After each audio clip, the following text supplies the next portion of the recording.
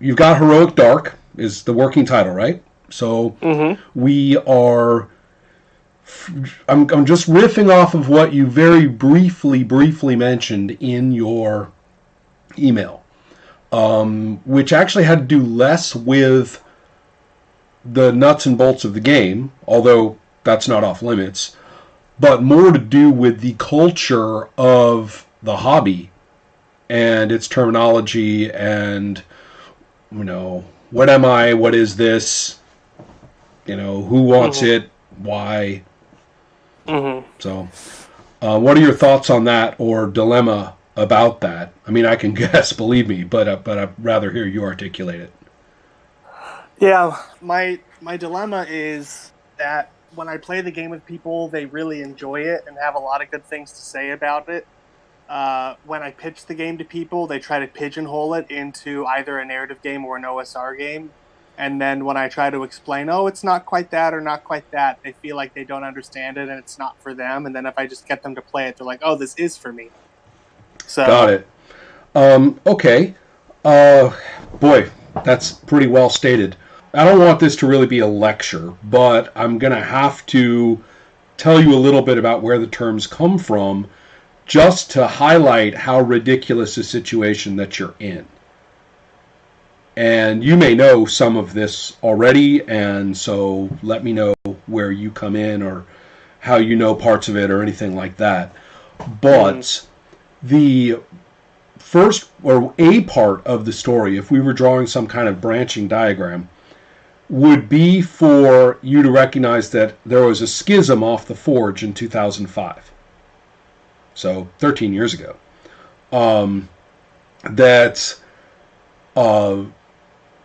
People started an alternate site where they felt they could chat without any intellectual nannying. Nobody telling them to, stuff it, stop talking, you're not making any sense. Let someone else talk.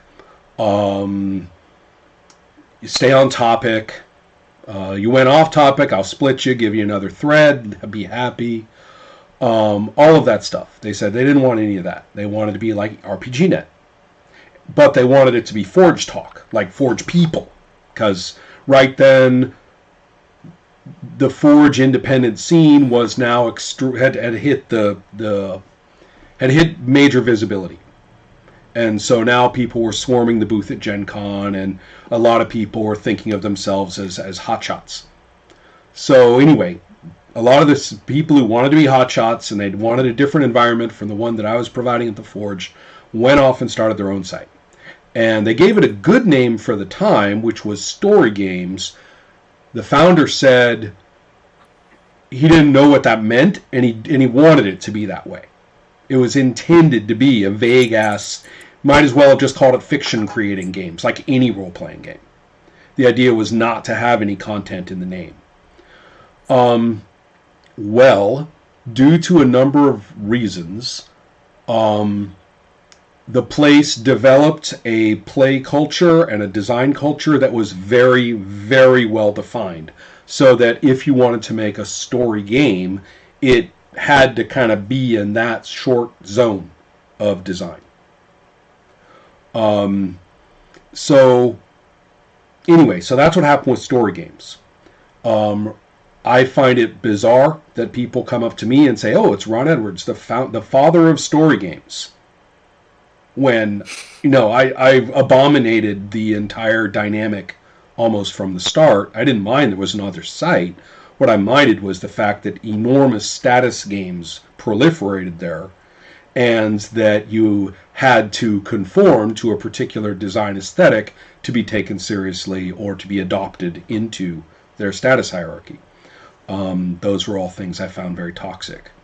Well, anyway, story games proceeds today, and any number of people have cut their teeth there and have learned everything there is to know about role-playing there.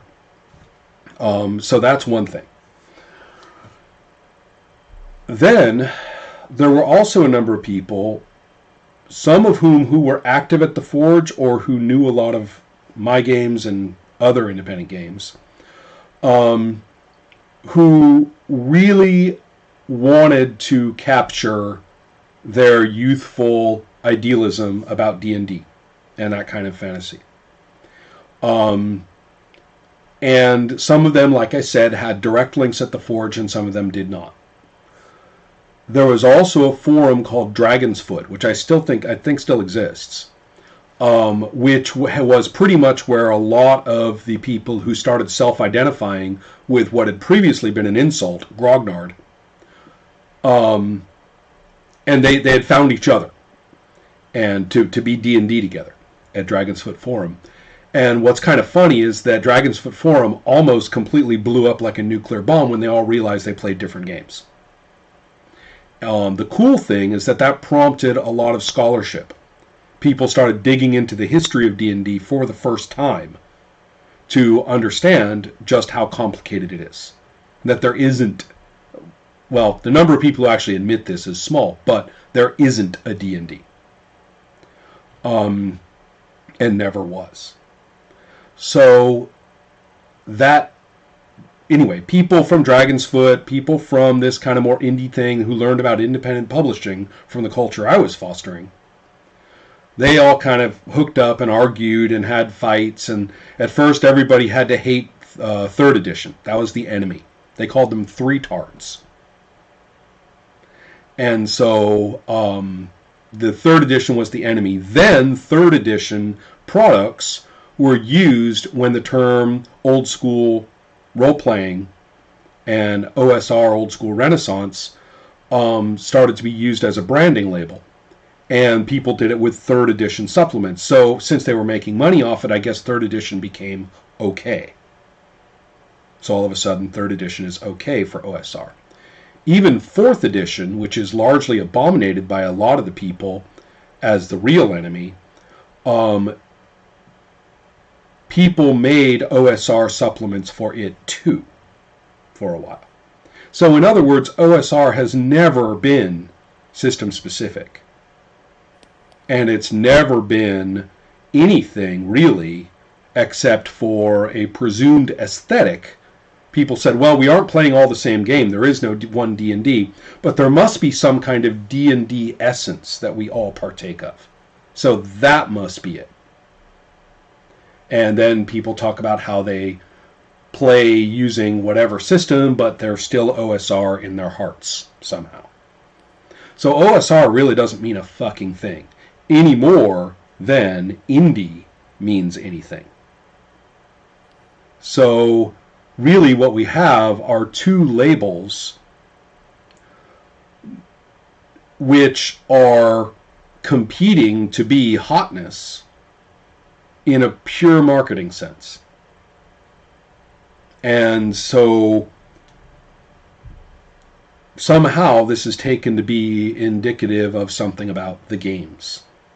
If you look at games whose creators call themselves OSR, you will see, I think, a remarkable set of innovations and original design. They often don't like to say so. They say, no, I'm just hacking Whitebox or something. But really look at the games, and you're going to see a lot of really cool game design. But they're the ones who claim they don't do game design and that they only love the old stuff. Over in the story games crowd, which has appropriated the word indie, by the way, which only ever meant independently owned, but for some reason it's used now like indie rock is actually a genre. Now they use it that way. So now you have people who feel themselves very much to be masters of or participants in or important in that genre, and they will claim that they are doing new school design, etc., whereas they are probably the most conformist and hidebound of the design communities and have the least diversity of design in the hobby today. So you see the presumed traditionalists are actually doing the most innovative design. The presumed innovators are doing the least interesting and the most derivative design. And each one is much more focused on inclusion and exclusion of other individuals by name than it is anything else. So if you basically branding yourself OSR means that you're calling to other people who brand themselves OSR to support you.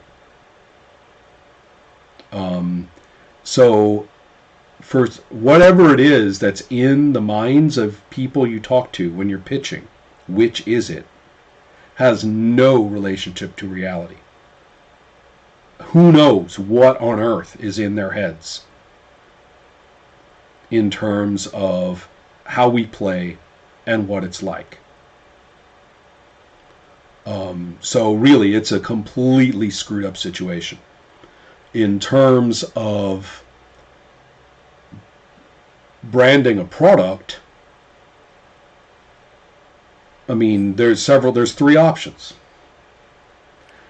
Pick one, slap the logo on your game, and in terms of, whether there's a logo or, the term story game, a story game by Dustin Depending, whatever, slap those onto your cover, OSR, proud, and better, not just OSR, proud member of the OSR.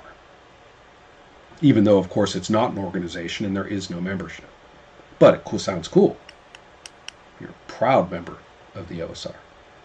Slap either one on there and brazen it out. I don't care what the fuck's between the covers, just brazen it out. Whichever one you think is the better marketing device, adopt it, use it. The third option is screw it. Don't have either on there. Refuse to say, oh, it's just role-playing, good old role-playing. I don't care how different or new or, cool or whatever it is, just cool old role-playing. The people press you and say, well, I like both. And just do that, it's the musician thing. So wait, is this like kind of a rock and bebop, or is it like R&B that's a little intellectual? What does the musician say? It's its own thing. Right. Or, hey, man, I like it all. Yeah. Right. The musicians are wise in this regard. That kind of talk is suited to 3 groups of people who have a lot in common. Critics, fans, marketers. And the fans, I mean fans, not just players. I mean fans, people who are identifying with something by buying things. Mm-hmm. So those three people all have a very, very tight relationships with one another. And that relationship has nothing to do with playing the game ever. So make your own choice as far as that's concerned. I mean, that's sort of a late stage concern, though. You're talking about how to pitch it, which in product terms means how to sell it. Mm-hmm.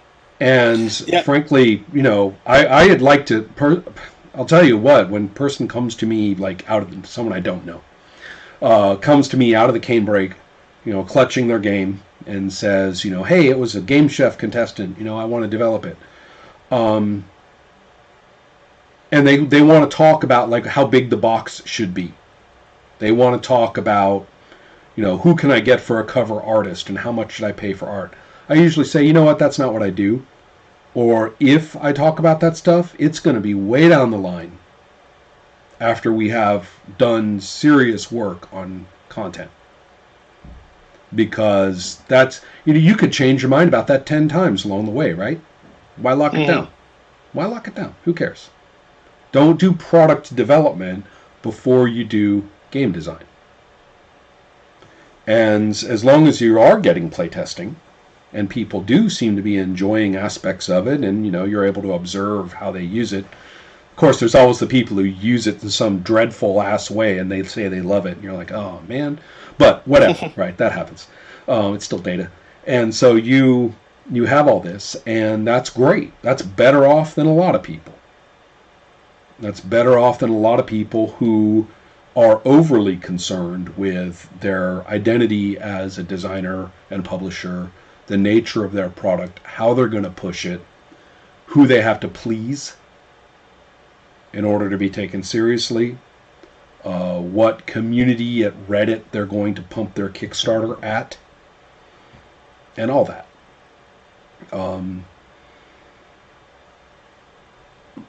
Some of my idealism lies in the idea that before going to all that kind of effort, we might as well concern ourselves for at least a while with what kind of game it is in operative terms. Mm-hmm. I mean, silly, I know. Anyway, I talked a lot.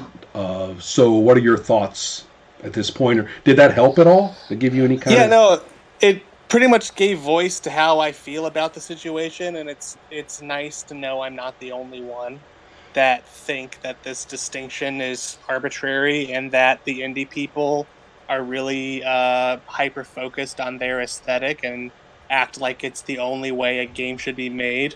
Which is And terrible, then, because we used to be accused of that at the Forge, and we could actually point to the diversity of games there and show that that wasn't the case. yeah. And then, shockingly enough, once it became rooted elsewhere, that became the case. Do you remember when we met face to face? Yes. Yeah. Yes.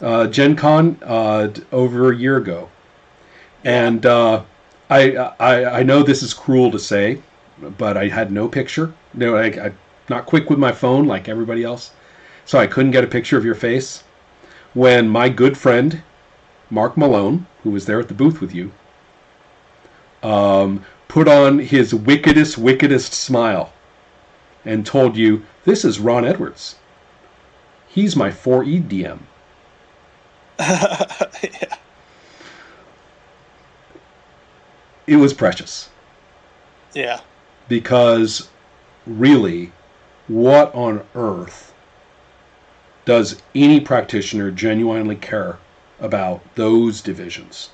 If we're talking about operative categories, that's often extremely interesting and useful. And I really like to focus on that stuff. But I don't care a bit about the subcultural labeling.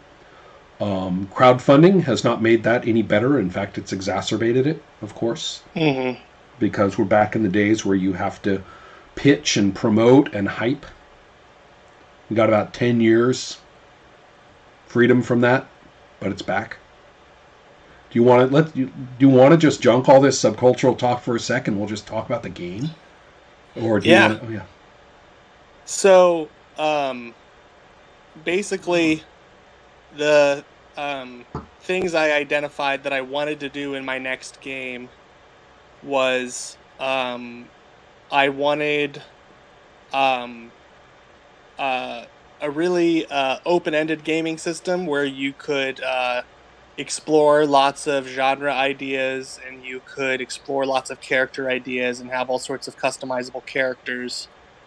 And I wanted you to have a lot of freedom over the just like the details of the story that, you know, and then I wanted to be very focused on the fiction of what's actually happening. So basically, whenever you decide to do something as a character, you have to explain, like, in fictional terms what the character is doing. And then the rules, it ended up going in a very traditional way.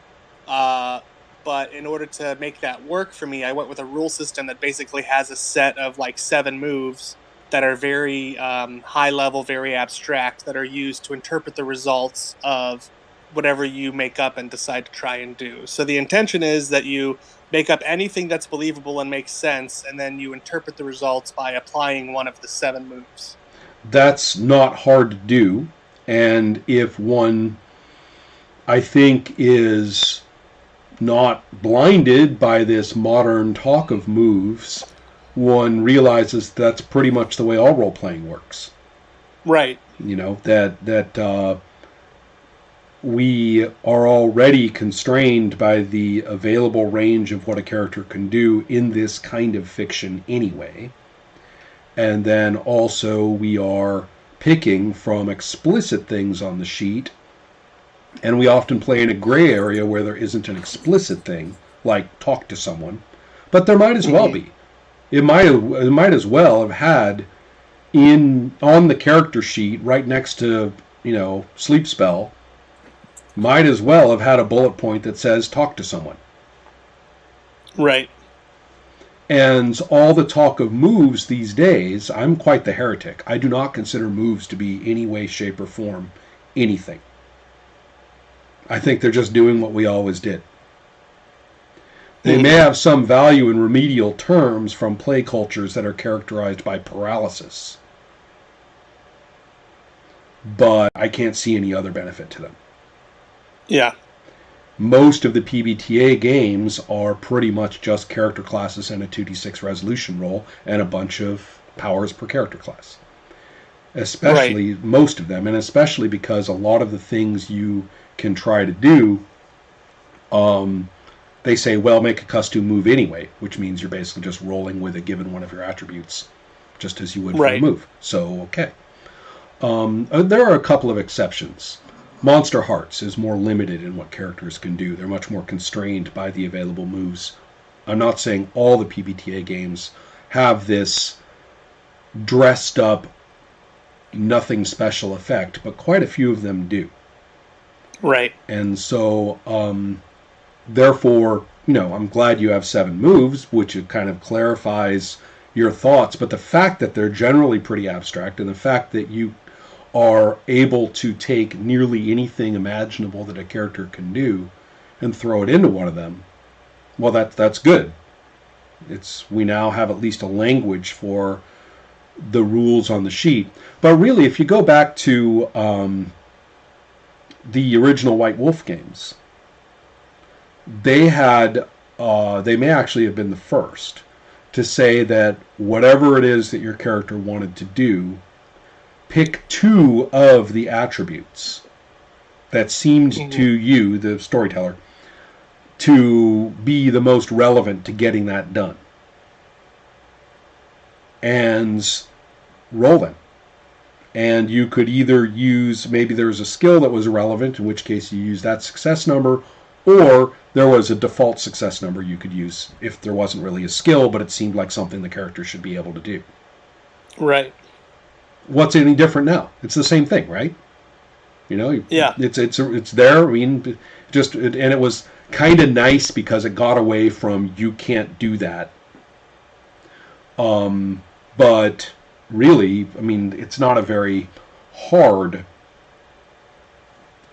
cognitive act. Right. So, okay, go ahead. Yeah. So I definitely think my approach is kind of traditional. It's been in games for a while.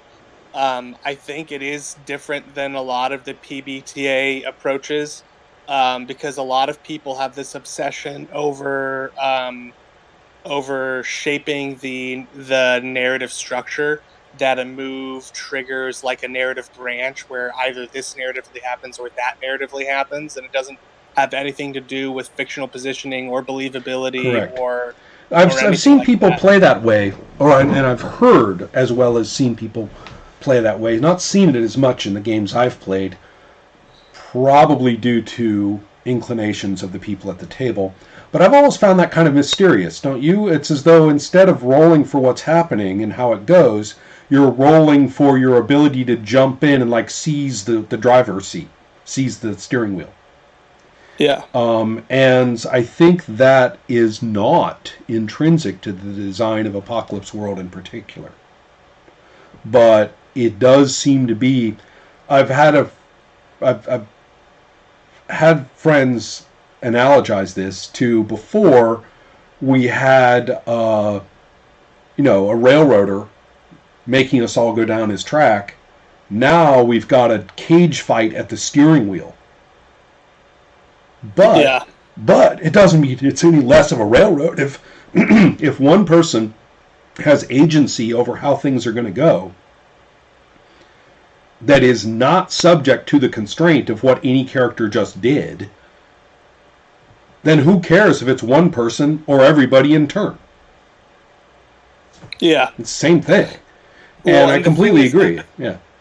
a lot of those people who play Apocalypse World that way, they end up playing purely open-ended, diceless storytelling games where you really do just take turns having author stance. Right. There are, I think, relatively few games that do that. We see that more as a play culture than as an actual game. It's kind of interesting to watch the mutations that people will put game texts through. Primetime Adventures, in particular, is very, very rarely played in any fashion resembling its rules. Mm-hmm. And people will say, well, like Primetime Adventures. And I'll say, well, what do you do? And they'll tell me all these things, and I'm going, wow, they have just not even cracked that book. Yeah. So, it sounds like I'm just bitching. But Yeah, I I really understand. but I really want to focus on what this means for you, in that what you've described to me, if I'm going to paraphrase, is simply and only playability in terms of stated understandable actions. Yes. There's our bumper sticker, if you will, right? Yeah. So cool. With that in mind, we're talking about, we are going to focus on what's going on. We are going to focus on outcomes that we have to live with and take seriously. Yes. And part of that is I'm really attracted to. I'm somewhat familiar with the vague, mutable idea of OSR, and I've played some OSR, self-identified OSR games, and a lot of them I don't like for various reasons, like purposefully obfuscated mechanics and stuff like that. I've But played a few that I liked quite a bit, but I do know what you mean as well. So go on. Yeah. but the thing I like about them is the fact that it's almost like a sporting event where you're trying to win and you have this emotional risk of not knowing if you're going to win. And then whatever happens, you have to live with it. Now, And in terms of fictional content like story content, the very same kind of emotional intensity is associated with how the fiction turns out if we care about the characters right, and the situation.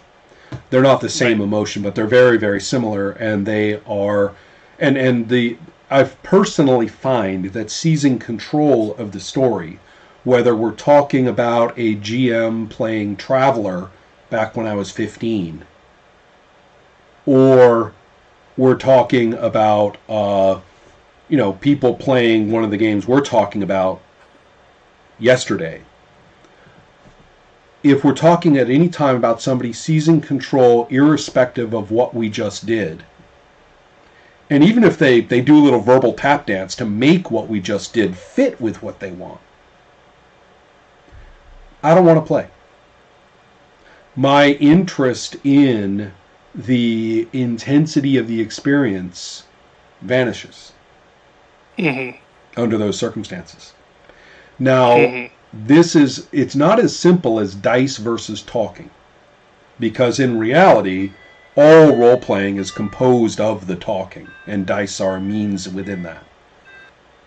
A mechanic like dice, then clearly, if it's constructed in such a way that simply muddles what's happening imaginatively and verbally, then it's a bad dice system.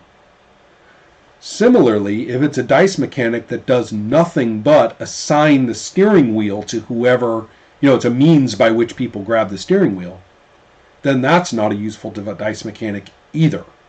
Both of those interfere with the causality of what's happening and with the fact that we need to live with consequences that we couldn't quite control.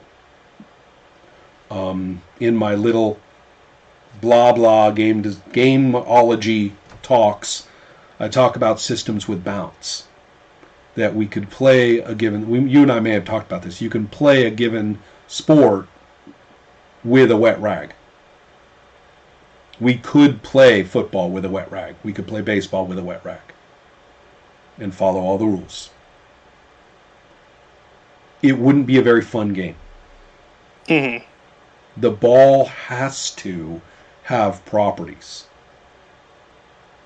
And that's when I talk about systems in role playing, mechanics in role playing. I'm interested in those properties which feed back upon what we've said. And so now, when we continue to talk, the whole situation has shifted on us and has constraints. And we talk about how much fun this is because of that. Mm-hmm. Um, that can happen even if the dice roll, just to pick a mechanic, applies to an entire fight and we just talk about the rest and the details, or whether it applies to every last little microsecond within the fight. Either way. Mm-hmm. So a lot of people get kind of confused and think that I'm talking about the scale of a given exchange of events, and I'm not. So if we look at what you're talking about, we're talking about a scale that's pretty familiar. Um, it's not that different from Syntheside. It's skirmish scale, and that's also quite similar to my game Sorcerer and to my game Circle of Hands. In that, yeah, I got my axe. Shit, he's getting it in faster than me. You know, Mm-hmm. I'm I'm spending that point. I'm making that roll. I'm doing whatever I can to make sure that I can keep my balance and still be able to counterattack and not get hit by that fucking axe, if possible. Let's find out. So with that going on, you've also got a whole lot of energy management as well, which is something that I find near and dear to my heart. I like the idea that heroes get tired, and so anyway, this is all at this kind of scale of operations. Mm-hmm. But it seems to me that that's what you've been working on, is some way to get very concrete things. The player can literally say, I did this, I spent that point, I went here, I went there, and therefore these are my options in the moment. These moves are pretty much the only ones that make sense. I'm going to do that one. Mm-hmm. So all that is to the good. Let's take a look at sort of the more colorful side of things. In some ways, you said you want it to be kind of customizable. You've got a fairly well-defined set of components, both in the larger setting and in the making of each scenario. Mm-hmm. So it's very much a matter of these pieces are going to fit together tonight, and I can color them up. I can describe them differently or whatever, but it is, well, it's pretty codified. It's pretty, put together, snapped together in a lot of ways. The question is really, how much does, we all that principle that we talked about for the skirmish situation, whether I can get my axe strike off or whether I say, shit, I'm just going to go to full defense. I'm hammered. I'm hammered. Look at what's going to happen to my dice if I try to keep my attack. No, forget it. This is when I fall down backwards and try and do the backwards roll, axe or no axe. When Thanos Energy Blast hits this spot, I'm not going to be standing in it. Thank you very much. Mm-hmm. So if you are in that mode from action to action, let's project that logic a little larger scale and talk about events in a session. We do this, we go here, we do that. You've got your objectives in the scenario about maybe fetching a thing and all the different stuff. And we have done this, gone here, went there again, and then done that. It's worked out sometimes, it hasn't worked out other times. What changes for the characters? I know. You have a whole section that I read. I saw what I do with my experience points. I saw what I do with my purchases. I saw what I do with all of that. My sheet spreads out and bulks up. I want to know what happens to the situations that we're in. and whether the wet rag hits the floor and the GM picks it up and starts all over to make the next one in any way, shape, or form that person desires. So you see, I'm talking about a much larger scale of bounce now, aren't I? Yeah. Yeah. I feel like I have some of that in the game for sure. I don't have all of that, but in the running the session rules, basically the reason why I call it objectives isn't just to make it easier to piece the session together. It's all grade the success of the heroes over the course of the session, and if they succeeded in more objectives than they failed, there's a setting track for the health of the world. And now we're talking. This is the kind of stuff I really liked in Syntheside, by the way. Yeah. The session to session generalized set of how our season, not just our sessions, not just our episodes, but how our season looks. Right. The game is predefined where basically you figure out over the course of the sessions and how well the heroes do, whether or not the heroes are winning or the darkness is winning. And areas where the darkness is winning have a slight effect on the type of sessions that you're supposed to have, because each session gets assigned to an entity or region within the game, and that region or entity has a health score. And the higher the health score, you do a certain type of session in that area. The lower the health score, you do a certain type of session in that area. And then ultimately, if the darkness conquers enough areas, you actually end the whole campaign, and it has a bad ending. Right. The interesting, there are several things. First of all, the organization of it all is rather satisfying to look at structurally. In terms of creativity, well, that's something that I think you would find out about when someone else takes your ultimately readable prose, or at least enough scattered notes that they can attempt to play it themselves. And you will see whether another person finds this to be too lockstep, or whether there's scope for them to be creative as the participant at that level, at the prep and role-playing level. How to be excited about the ruler of that particular realm, or I'm thinking about your terminology. Let's take an institution that is dominated by the darkness.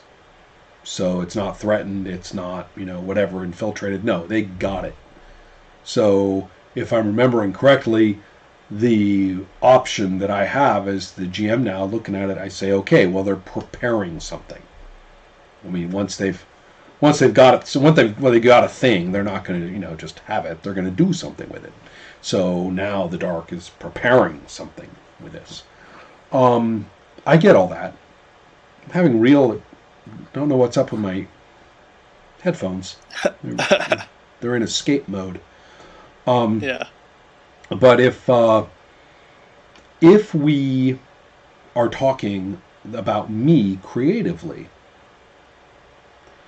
well, I'm not proud. I'll tell you that my,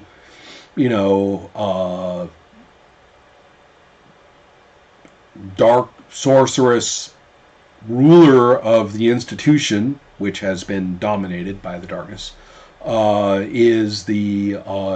has several slinky serpent characteristics in line with her otherwise humanoid form. That she is wearing, drapey garment of shiny black, and has that particular haughty, in control,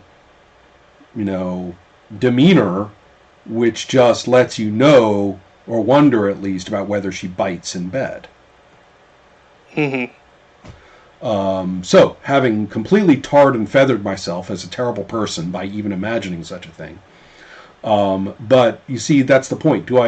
Is it part of my zone of creativity that I bring this in? And if I bring this in, is it just coloring things up with my little brush? In what way does my creativity about this person who I just fell in love with in the course of talking to you about, to what extent does her personality, concerns, needs, doubts,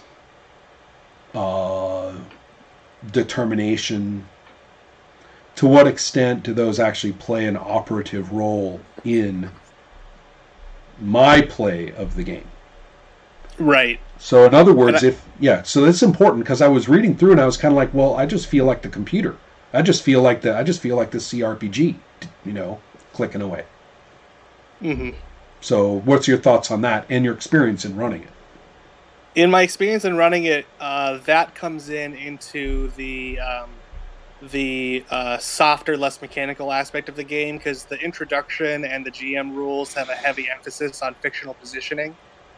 So when you color a character that way and set them with a personality and set their goals and desires and whatnot in a certain way, that then directly sets the stage of the available options to the player to interact with that character. In other words, there are moves that are more important to this character than others. Yes. To put most simply. Yes, and so for example, if you were going to try to motivate this character, use the motivate move on this character to try to get them to do what you want or run away or something like that, your methods to accomplish the move have to make sense, that they would actually have an effect on this super confident, serpentine, self-absorbed creature. And within whom, deep down, beats a heart of, passion and idealism, so I say. Of course, I'm riffing on myself for nothing but self-mockery now, but but hey, that's of such self-mockery and admission thereof often come some of the best role-playing experiences, when you're not being too cool. Yeah. So, all right, that's why I'm being a little silly about it. So if you if you're working in this way, and as you say, you have some instructions that you think are for your purposes right now, it's just you, so for your purposes you're finding this happen. Let me be curious and say, tell me about a session in which that kind of thinking, as far as you were concerned, played a big role. So I was doing a session where they made up this crazy world where there were these giant biomachines that were used for space travel and whatnot. And there were like these electronic clouds of nanites that could invade the machines and turn them evil. And so that was just kind of the backdrop. And then they decided that session they wanted to go explore an area of people who reject technology. They're kind of like their version of the Amish. And when they went there, they discovered all the women were missing. Like, all the women in the village were missing. And they were like, everyone's freaking out. Like, that's the weird thing, yes. That I'm remembering that from prep. Something weird. So there you go. Yeah. And so then they're trying to track down the women. And then I had set it up that I had decided the women were seduced away by an outsider who was pointing out to them how crappy their lives were, taking care of the men all the time. I'm having flashbacks to Mudd's women in Star Trek, but go on. Yeah. Yeah. So they found the women, and the guy seducing them away wasn't actually a good guy. He was one of the forces of darkness and had his ulterior motives to seduce them away. So they defeated him. But then, in order to succeed in the session, they had to figure out what to do with the women and be like, hey, what do you guys want to do with your future? Do you want to go back and try to change society for the better? Or do you want to, still do your own thing? Like, this village is going to fall without you. Are you going to be part of society again? and they tried to convince the women in these like horrible reductionist ways that wouldn't make sense. And you were like, I'm playing these women and they're not morons, okay? Yeah, I yeah, like that, Dustin. That's cool. Uh-huh. yeah. So they failed. I set the difficulty for their roles extremely high because part of the positioning in the difficulty setting is like how well equipped you are, how emotionally in tune you are to the target you're talking to, And things like they bought that zeroed out, obviously. So right. yeah. So the difficulty was quite high for them to convince any of them to come back, and then they did such a bad job with their choice of words and everything, and then they rolled not that great in addition. So I was like, you've just convinced the women why they don't want to come back ever. Right, right.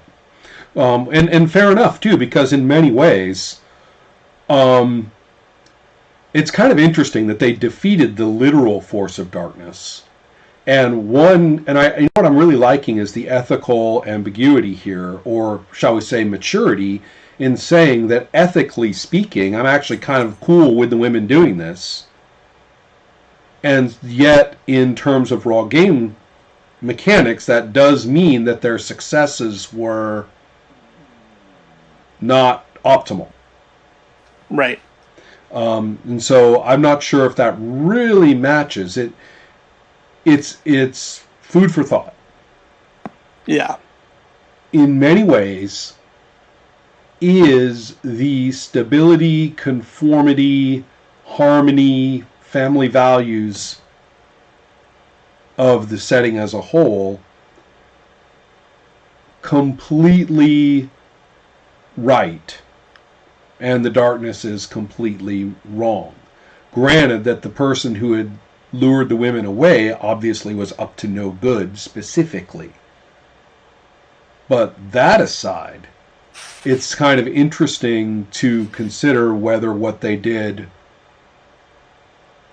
how their success or failure in talking to the women actually corresponds in the battle against the dark as a whole. So Yeah. that's kind of an interesting question. It may be interesting to consider that there are intrinsic conflicts baked into the situation that are themselves not going to change the scales, but are ethically, characteristically, and personally important. So a person might say, I'm throwing all these points into this particular conflict, and somebody else, hypothetically, might think or say, wait a minute, that's not going to have anything to do with light versus darkness. And the other person says, well, you know what? It matters to me. Mm-hmm. And that, I think, is kind of cool. I'm not saying it would ever be that explicit, right? That particular distinction. But Mm-hmm. but that's just food for thought. If taking it out of your play experience, as soon as we move into these more emotionally attitude driven, highly highly local aspects of what makes a role hard or easy, highly person specific, highly situation specific, as soon as you get there, the relevance of the outcome to light and darkness necessarily becomes more difficult to parse, Right. which is cool. I'm saying don't lose a feature when you run into a feature. Right? So anyway, that's just something to keep in mind. Let's go. First of all, you answered my question. I should acknowledge that. I'm happening to riff into a whole nother realm of discussion Yeah. by doing, and so I realized I'd done that just now. So I wanted to acknowledge that. Anyway, though, with all this in mind, last thing, are you happy? It sounds like you are. Are you happy with the customizing of the basic principles per time you've played? The way people have customized the basic ideas into a specific genre slash setting slash context. Yeah, I don't know if I've just been lucky to play with highly creative, expressive people, but I've always you know, it's always been a really interesting, crazy story that ends up getting told. And then basically the two things that I want to happen are like a really creative story that has a lot of interesting draping to it that then forces the characters to face a challenge where they don't know if they're going to win, and then there's a huge emotional payoff Right. based on what happens. Those three things sound pretty good to me. Uh, Yeah. so, so great. I mean, and it sounds as though the people have kind of stepped up and provided the necessary things. I myself, much like the NPCs, if you're going to have a customizable setting, there's two ways it can go. One of them is, well, it goes to my criticism of GURPS. And it's certainly not alone in this. This is not unique to GURPS, and so I really almost wouldn't want to make GURPS the trope namer for it. But historically, I've usually used it in relationship to GURPS, which is that yes, you can play it with pirates, yes, you can play it with kitty people, space pirates, yes, you can play it with, highly historical ancient Rome, etc., etc., etc. But for some reason, systemically and experientially, you're pretty much not playing any of those, you're playing GURPS. Mm-hmm. And so, in that sense, the skinning of the system is pretty much just skinning. Now, people will argue with me and say, oh, but you are supposed to customize it. In this game, guns do this much damage, and in that game, the guns do that much damage. I'm like, okay, I get all that. But those actually aren't the dynamics that I'm focusing on when I say that. So, that's one thing with the phrase used is universal. And the curse of the universal or generic game is that it tends to be itself, and the differences in genre or whatever from play instance to play instance really aren't very consequential. Mm-hmm. They may, even if you have a whole list of mechanics shifts that you make, it's not really the same. Or sorry, it's not the same as actually being different. Well, then you have a different situation, and I'm thinking of a small horror game, and it's not alone, but it's a really good example of it, called Dead of Night. And Dead of Night has a tension mechanic, which is a very simple scale. It just goes up and down. Mm-hmm.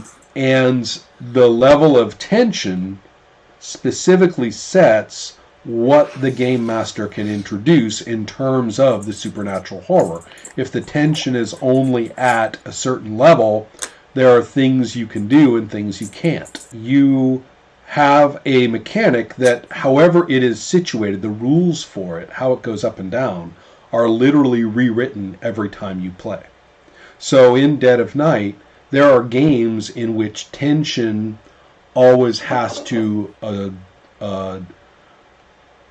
drop due to certain dice rolls. And then there's games of Dead of Night in which the exact opposite occurs. After those very same dice rolls, tension has to jump up.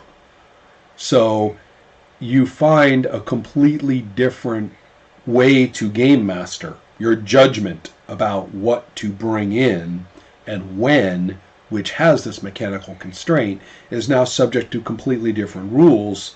So therefore, one game of Dead of Night is literally a completely different horror experience than another one.